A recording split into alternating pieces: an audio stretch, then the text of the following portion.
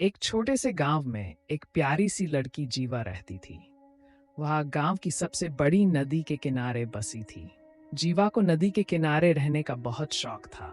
उसके लिए नदी के पास रहना बस एक जगह नहीं था, बल्कि वहां की हर एक बूंद, हर एक लहर, हर एक पशु उसके लिए एक अलग ही खुशी लेकर आते थे।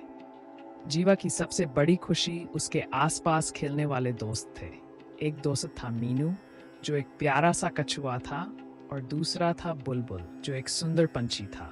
जीवा, कछुआ और बुलबुल का एक साथ हर दिन नदी के किनारे खेलना और मनोरंजन करना उनकी रोजाना की आदत बन गई थी। एक दिन जीवा, कछुआ और बुलबुल ने मिलकर नदी में एक सफर का निर्णय किया।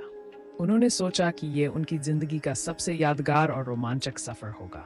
सफर का सोचकर ही जीवा का मन उत्साहित हो गया। तभी जीवा ने एक नाका का इंतजाम भी किया नदी के सफर के लिए। सफर के लिए तैयार होते हुए जीवा, कछुआ और बुलबुल ने नदी की गहराई में जाने का निर्णय किया। नदी की गहराई में जाने के बाद जीवा को बहुत अच्छा लगने लगा। उसने कछुआ और बुलबुल को अपनी खुशी का इजहार किया और उनसे कहा, यह सफर हमारी जिंदगी का सबसे यादगार और रोमांचक सफर है।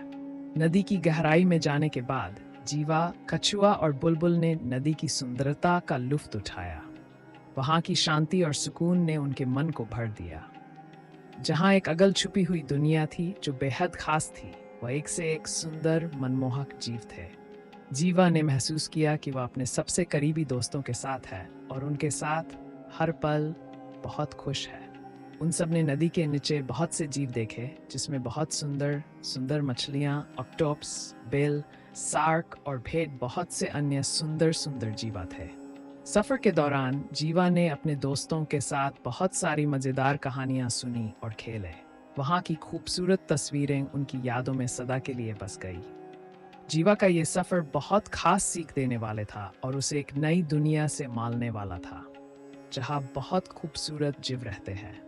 सफर के अंत में जीवा, कछुआ और बुलबुल ने नदी से बाहर निकलकर अपने गांव की ओर जाने का पलटने का निर्णय किया।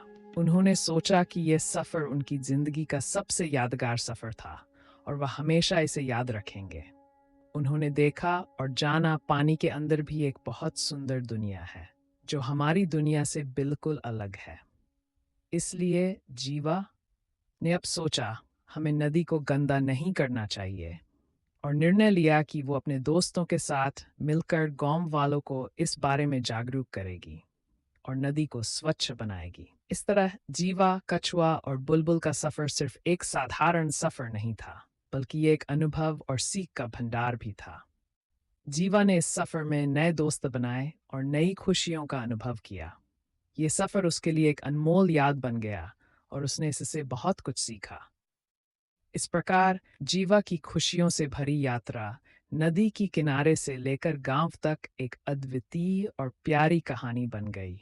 ये कहानी हमें ये सिखाती है कि हमें हमेशा अपनी खुशियों की खोज में रहना चाहिए और अपने दोस्तों के साथ अपने जीवन के हर पल का आनंद उठाना चाहिए।